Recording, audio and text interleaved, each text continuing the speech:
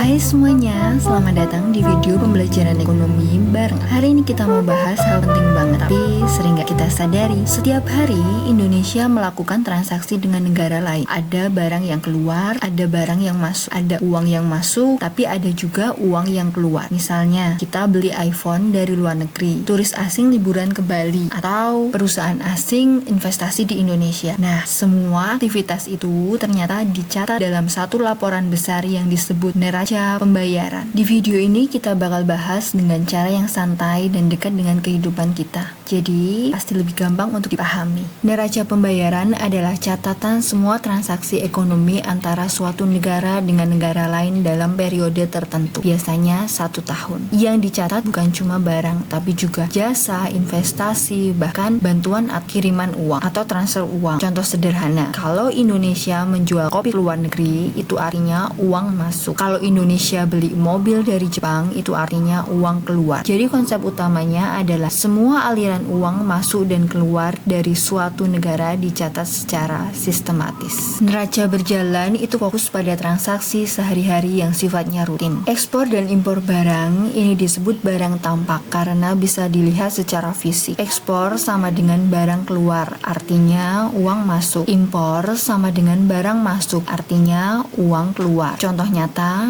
ketika Indonesia ekspor batu bara ke Cina, menyebabkan negara dapat uang. Indonesia impor gandum ke Australia, menyebabkan negara membayar uang. Jadi, semakin banyak ekspor, uang semakin masuk semakin banyak.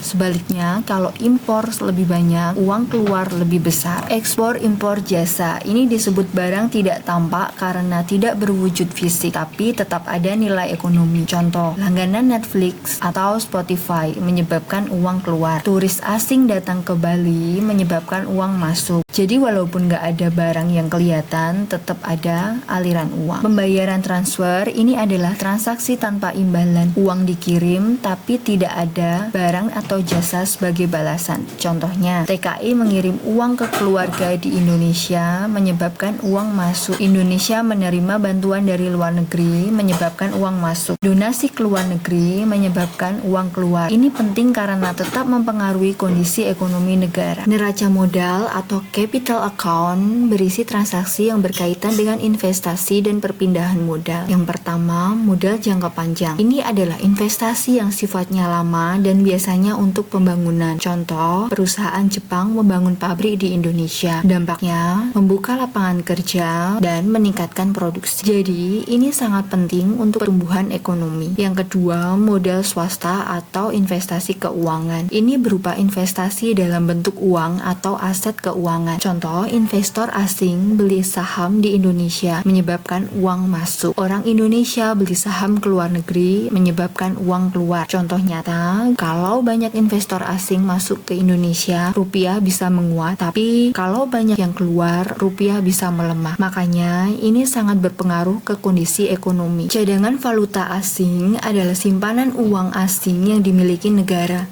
Ibaratnya, ini adalah tabungan negara, digunakan untuk membayar impor, menjaga kestabilan nilai rupiah, mengatasi krisis ekonomi. Contohnya, kalau Indonesia banyak impor, cadangan devisa bisa berkurang. Kalau ekspor tinggi, menyebabkan cadangan devisa bertambah. Neraca pembayaran selalu seimbang meskipun terlihat ada untung atau rugi. Sebenarnya neraca pembayaran selalu seimbang. Kenapa? Karena kalau ada kekurangan akan ditutupi oleh cadangan devisa atau transaksi lain. Jadi, secara akuntansi selalu balance. Sekarang kita masuk ke struktur neraca pembayaran Indonesia. Secara umum, ada 3 bagian utama yang saling terhubung. Yang pertama, transaksi berjalan, yang mencatat semua transaksi rutin yang terjadi di setiap hari antara Indonesia dengan negara lain. Di dalamnya ada ekspor dan impor barang, ekspor dan impor jasa, dan transfer. Contoh, saat Indonesia mengekspor kelapa sawit menyebabkan uang masuk. Saat kita impor gandum menyebabkan uang keluar. Saat turis asing liburan ke Bali menyebabkan uang masuk. Nah, kalau dalam transaksi berjalan ini uang masuk lebih besar disebut surplus. Jika uang keluar lebih besar menyebabkan defisit defisit. Misalnya, kalau Indonesia terlalu banyak impor barang dari luar negeri, bisa terjadi defisit transaksi berjalan. Ini bisa jadi tanda bahwa kita selalu bergantung pada produk luar. Yang kedua, transaksi modal dan finansial. Bagian ini mencatat perpindahan modal atau investasi antar negara. Isinya meliputi investasi langsung seperti pembangunan pabrik, yang kedua investasi portofolio seperti pembelian saham atau obligasi, serta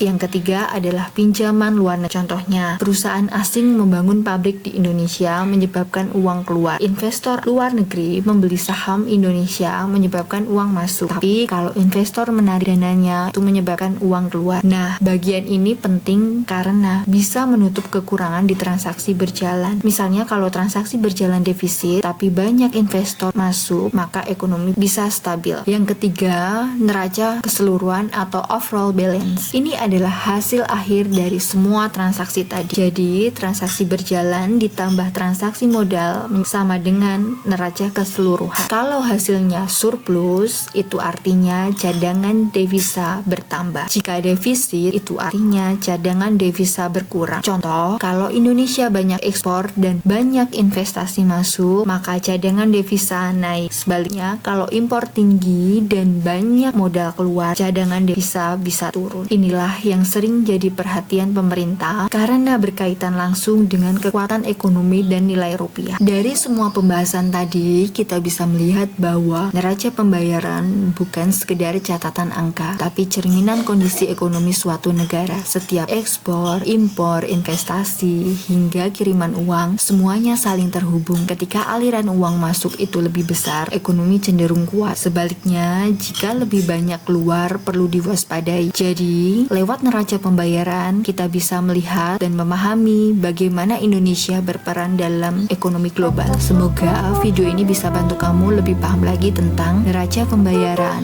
kurs, dan valuta asing. Sampai jumpa di video selanjutnya.